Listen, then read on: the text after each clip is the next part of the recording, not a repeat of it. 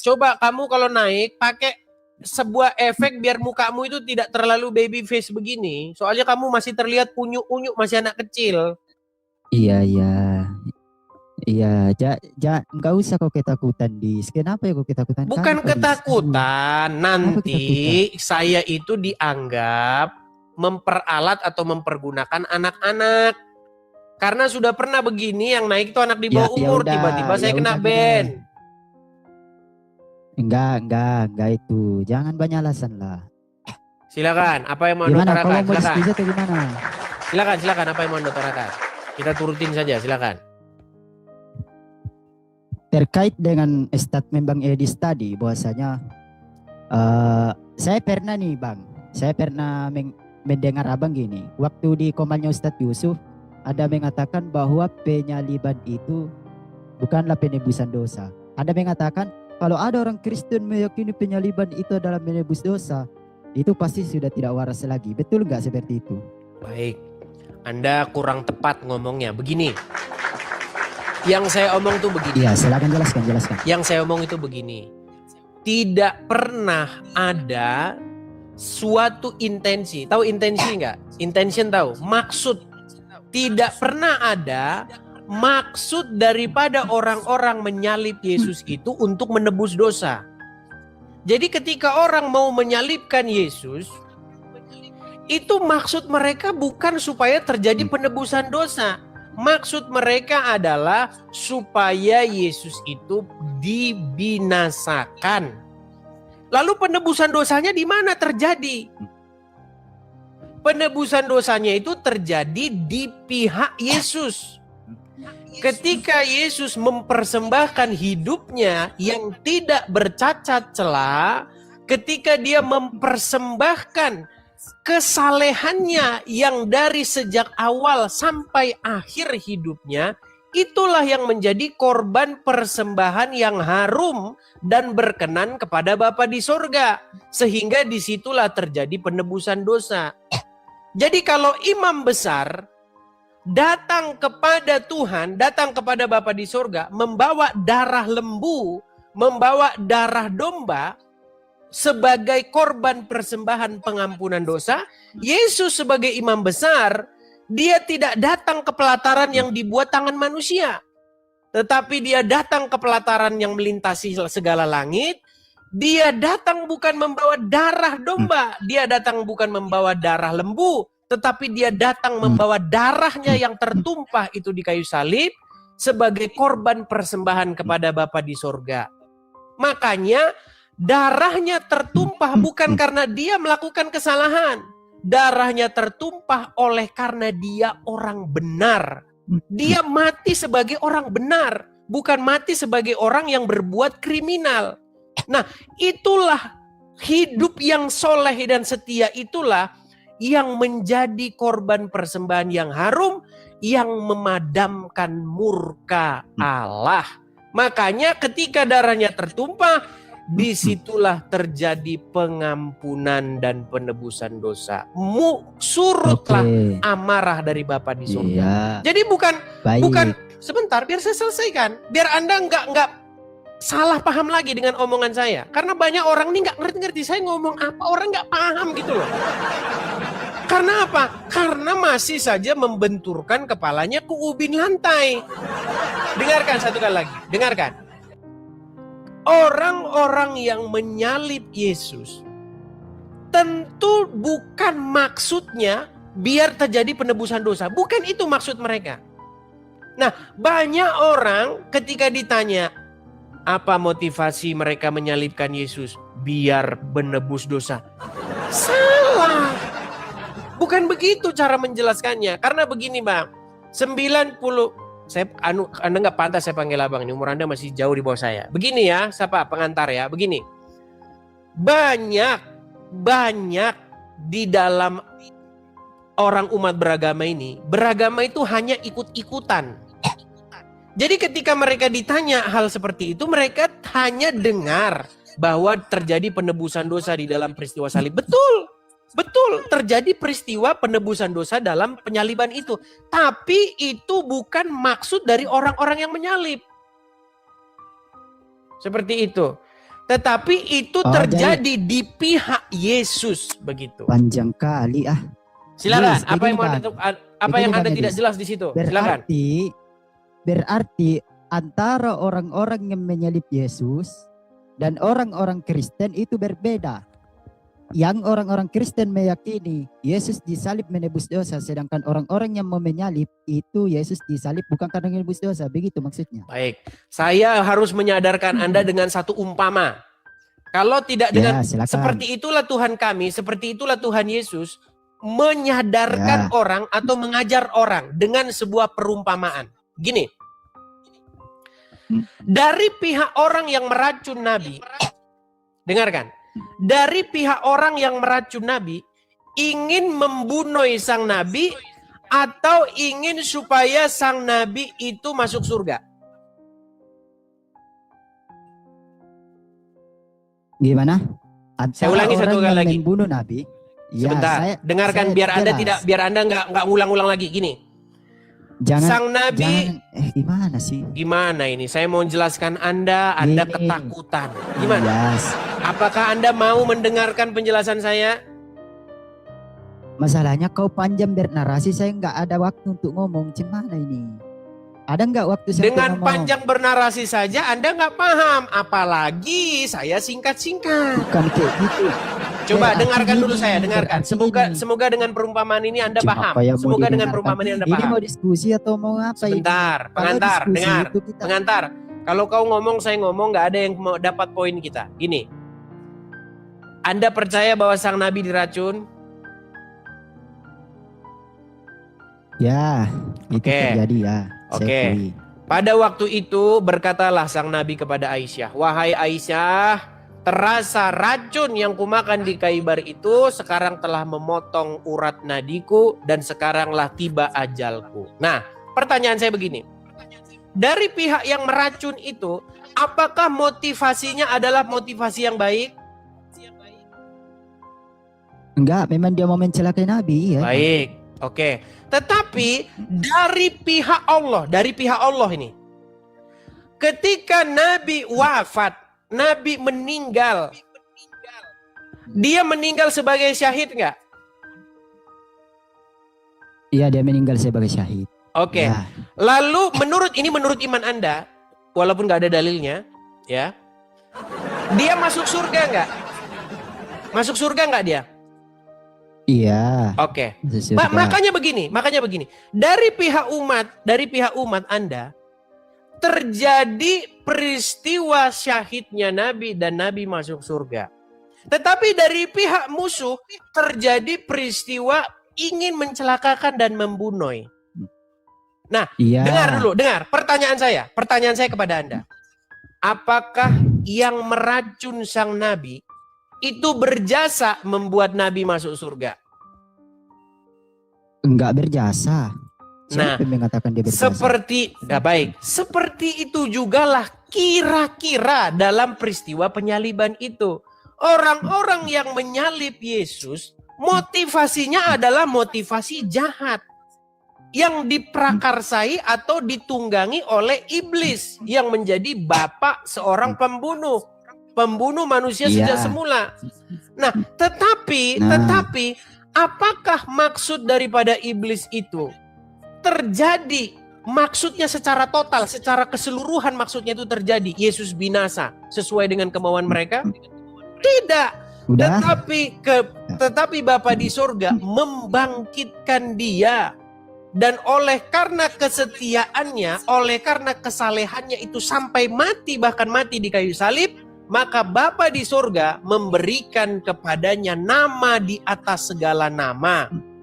Nah, sehingga di sini terjadi dua kepentingan yang saling bertumbukan. Iblis berusaha untuk melakukan rencana A, tetapi Tuhan membalikkan rencana A itu menjadi rencana yang menghajar dirinya sendiri. Ternyata Yesus bangkit pada hari yang ketiga. Dan disitulah iblis atau maut dipermalukan. Ternyata maut tidak sanggup menguasai Yesus untuk seterusnya. Itu. Sudah. Anda paham sampai sini? Iya, saya paham, saya nangkap kok. Silakan. Silakan. Begini, saya ini berbicara tentang antara kamu dengan orang-orang yang mau membunuh Yesus. Saya sudah paham apa yang Anda katakan. Cuman masalahnya, kalau berbicara tentang berjasa, karena kami ketika matinya Nabi Shallallahu Alaihi Wasallam, dosa kami nggak ada ditebus. Makanya nggak ada. Ya nggak ditebus, orang dia aja berdosa. Sabar dulu, jangan ke situ dulu. Nanti kalau Kita saya bukan mengatakan berbicara Yesus mengenai berdosa, penebusan. Di sini mengenai dari pihak A dengan dari pihak B itu berbeda. Pihak A maksudnya jelek. Begitu. Orang yang meracun sang nabi maksudnya jelek. Tetapi dari pihak muslim terjadi kebaikan di situ. Terjadi dia syahid di situ masuk surga. Memang tidak terjadi penebusan dosa, orang dia aja berdosa gimana? Coba saya tanya kepada Anda, apakah sang nabi berdosa? Nanya lagi. Ini nanya lagi. Saya belum bertanya ini sama kamu. Saya belum bertanya. Gitu. Anda sudah pengantar. Kamu sudah tanya sama saya, sudah saya jawab. Dan Anda sudah ngerti maksud saya. Betul? Tapi kita belum menyimpulkan, Dis. Yang saya tanya tadi, betulkah seorang Edis sebagai Kristen, ya, dan pihak yang mau membunuh Yesus itu berbeda? Tentu berbeda. Berbeda kan? Berbeda. Berbeda. Ya udah, sampai di situ aja pertanyaan saya. Oke. Apakah pertanyaan saya yang sama? Apakah dari pihak orang yang meracun sang nabi dengan dari pihak muslim berbeda atau sama? Atau sama tujuannya itu? Enggak. Ya iya, itu Anda paham. Kenapa Anda tidak paham dengan peristiwa penyaliban? Nah, sekarang saya mau tanya masalah penebusan. Nanya lagi kau. Oh ya sudah, silakan. Silakan. Nanti kalau kutanya kau meninggal nanti, kau meninggal dunia. Silakan. Coba apa? Silakan. Begini, Bang Edis. Kau tadi mengatakan bahwa Nabi Muhammad itu berdosa. Kalau saya mau menunjukkan pengakuan Yesus berdosa gimana? Baik. Sebelum kita ke sana, saya mau tanya dulu kepada Anda, apakah sang nabi berdosa? Apakah sang nabi berdosa? Dis, kau belum menjawab pertanyaan. Oh ya dah, coba dia kalau teman-teman, saya mengutip lagi omongannya Rudy Yohanes ya, biar senang dia. Ya, berani ditanya, berani bertanya, berani ditanya, jangan kerja kawannya bertanya terus. Sekali-kali kita hibur lah Rudy ya, kasihan dia loh ya. Ya silakan. Ketika saya apa pertanyaanmu? Anda bertanya balik. Iya, apa pertanyaanmu? Apakah Yesus itu mengakui dirinya sebagai pendosa? Tidak. Lukas 15:18 gimana? Apa itu? Bacalah. Ya coba kau baca. Nanti kalau baca kau percaya. Baca. Ya baca aja. Nanti kalau saya baca kau nggak percaya, baca aja. Aduh, yang mana itu coba baca? Lukas 15:18.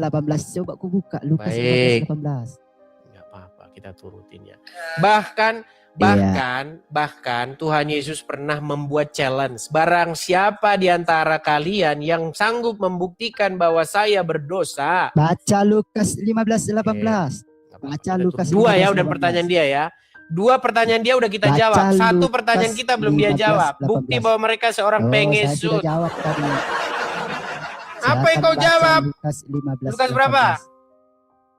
Baca Lukas 15:18. Kau tadi mengatakan Lukas 15 ayat 18.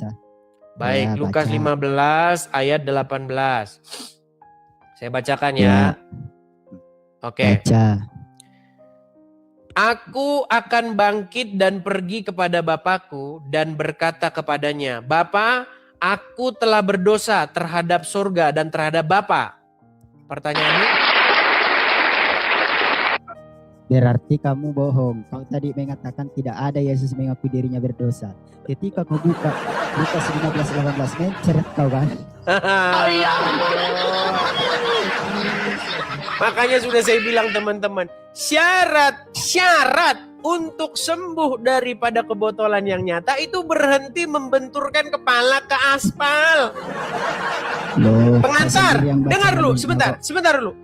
Ini Tuhan Yesus sedang membuat satu umpama tentang seorang anak yang hilang. Aduh. Loh, Saya baca dulu.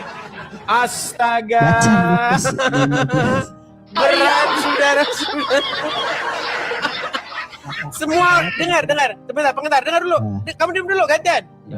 Semua orang Kristen tuh ngetawain kamu. Ini orang bocil. Baik, saya bacakan dulu. Dengar, tenang. Ini perumpamaan ini juga yang pernah saya dengar 13 tahun yang lalu, dan saya meneteskan air mata dan saya ingin kembali pulang kepada Tuhan Yesus. Nih. Yesus berkata lagi, ini tentang perumpamaan orang hilang. Aku berkata kepadamu, sebelum kita bacakan ini, aku berkata kepadamu, demikian juga akan ada sukacita pada malaikat-malaikat Allah karena satu orang berdosa yang bertobat. Yesus berkata lagi, ada seorang mempunyai 2 anak laki-laki.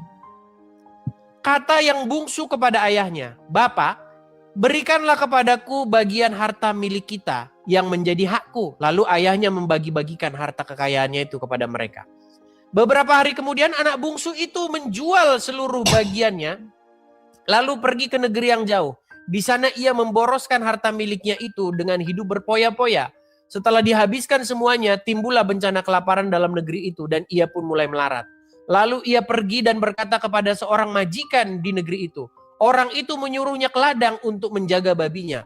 Lalu ia ingin mengisi perutnya dengan ampas yang menjadi makanan babi itu. Tetapi tidak seorang pun yang memberikan kepadanya. Lalu ia menyadari keadaannya. Katanya, betapa banyaknya orang upahan Bapakku yang berlimpah-limpah makanannya, tetapi aku di sini mati kelaparan.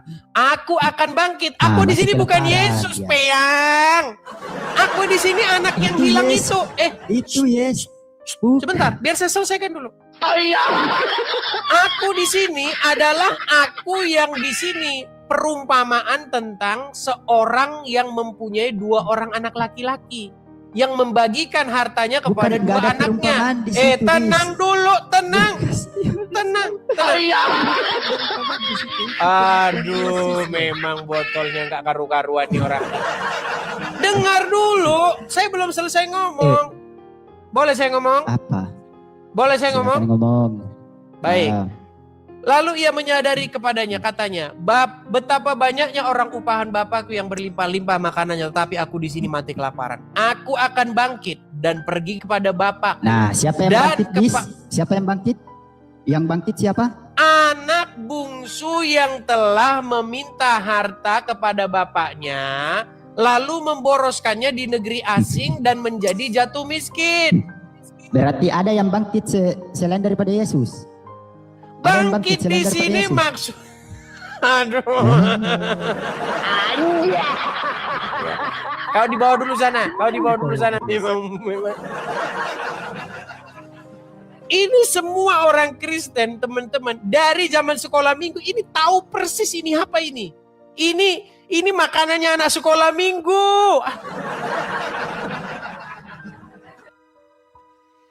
Ini perumpamaan anak yang hilang. Aku akan bangkit dan pergi kepada Bapakku. Dan berkata kepadanya, Bapa, aku telah berdosa terhadap sorga dan terhadap Bapa. Aku tidak layak lagi disebutkan anak Bapa. Jadikanlah aku sebagai orang upahan Bapa. Maka bangkitlah ia dan pergi kepada bapaknya. Ketika ia masih jauh, ayahnya telah melihatnya. Lalu tergeraklah hatinya oleh belas kasihan. Ayahnya itu berlari mendapatkan dia, lalu merangkul dan menciumnya. Kata anak itu kepada bapaknya, aku telah berdosa terhadap sorga dan terhadap Bapa. Aku tidak layak disebutkan anak Bapa. Tetapi ayahnya itu berkata kepada hamba-hambanya, lekaslah bawa kemari jubah yang baik, pakaikanlah itu kepadanya, kenakanlah cincin dan seterusnya. Ini berbicara tentang bagaimana sejahat-jahatnya anak kalau dia mau pulang kepada bapaknya itu pasti menaruh belas kasihan. Ini loh, perumpamaan ini sangat terkenal. Kamu datang-datang kok nggak ngerti gimana? Itu perumpamaan yang sangat terkenal dan fenomenal, teman-teman. Kok bisa-bisa? Luar biasa ya. Itu berbicara bagaimana Tuhan digambarkan seperti perumpamaan itu. Bahkan ada lagunya. Seperti Bapa sayang anaknya, demikianlah Engkau mengasihiku. Makasih Bang Herman, makasih. Ya, itu yang dimaksud di dalam Injil itu. Makanya ketika kalian baca Injil, baca konteksnya itu secara keseluruhan. Banyak dari mereka teman-teman mengambil, mengutip-ngutip. Contoh, di dalam Amsal itu ada peristiwa seperti ini. Inilah yang sering dikutip-kutip oleh mereka ini. Memang mereka ini. Tapi bayangkan teman-teman, mereka itu banyak yang hanya menjadi korban kutipan tadi. Kutipan yang salah itu. Nih. Saya kasih Anda ini ya. Perhatikan.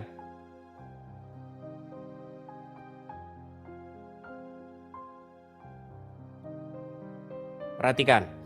Inilah ayat yang sering dikutip, lalu dijadikan oleh mereka hal seperti tadi. Amsal 7 ayat 19. Jahat, mereka itu jahat teman-teman. Entah karena mereka pura-pura nggak tahu. Kalau nggak tahu sih masih bisa kita jelaskan. Tapi kalau udah tahu masih dikutip-kutip, itu yang sangat jahat sekali. Perhatikan ya, Amsal 7 ayat 19. Kok takut gimana? Perhatikan. Amsal 7 ayat 19. Di sini dikatakan begini. Marilah kita memuaskan birahi karena suamiku tidak di rumah. Ia sedang dalam perjalanan jauh. Ini cuman dibaca ininya doang. Sama mereka kerjaan si Faruk, ya kan, si Yusupe ini. Tidak dibacanya ayat ini dari ayat sebelumnya. Padahal kalau kita membaca ayat itu sebelumnya, perhatikan. Saya tampilkan ayat yang penuh. Makanya, Slim, ayo diskusi yang baik. Kenapa sih Anda senang diskusi itu nipu diri kalian sendiri? Coba, perhatikan. Ini berbicara tentang apa sih keseluruhan ayat ini? Kan mereka sedang ini mengutip ayat 18 dan 19 nih. Marilah kita memuaskan birahi hingga pagi hari dan bersama-sama menikmati asmara. Karena suamiku tidak di rumah, ia sedang dalam perjalanan jauh. Sekantong uang dibawanya, ia baru pulang menjelang bulan purnama.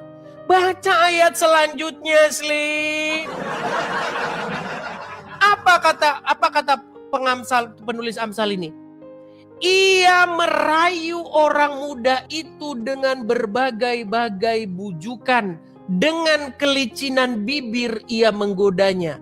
Maka tiba-tiba orang muda itu mengikuti dia. Seperti lembu yang dibawa ke penjagalan.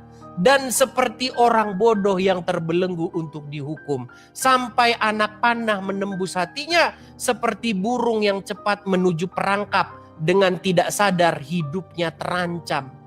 Oleh sebab itu hai anak-anakku, dengarkanlah aku, perhatikanlah perkataan mulutku.